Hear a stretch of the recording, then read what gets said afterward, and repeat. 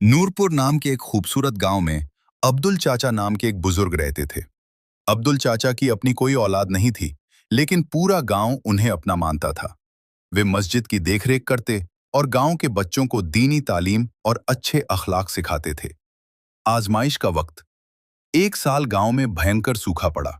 फसलें बर्बाद हो गईं और लोगों के पास खाने के लाले पड़ गए। गांव के कई अमीर लोग शहर चले गए, लेकिन अब्दुल चाचा ने अपना घर नहीं छोड़ा।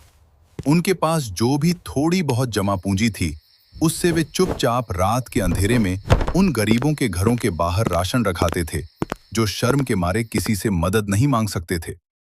एक दिन अब्दुल चाचा के घर में भी दाना खत्म हो गया। वे 2 दिन से भूखे थे, लेकिन उनके चेहरे पर वही पुरानी मुस्कान और जुबान पर अल्हम्दुलिल्लाह, अल्लाह का शुक्र है, था। एक छोटा सा फरिश्ता। तभी गांव का एक छोटा बच्चा साहिल उनके पास आया। साहिल के हाथ में एक सूखी रोटी का टुकड़ा था।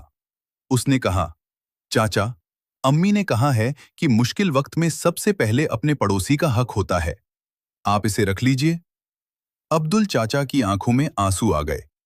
उन्होंने उस बच्चे के सर पर हाथ रखा और दुआ की, ऐ अल्लाह, इस बच्चे के सदके इस गांव पर अपनी रहमत बरसा दे। रहमत की बारिश। उसी शाम आसमान में काले बादल छा गए। महीनों बाद नूरपुर की प्यासी जमीन पर बारिश की बूंदें गिरी। गांव वाले खुशी से झूम उठे।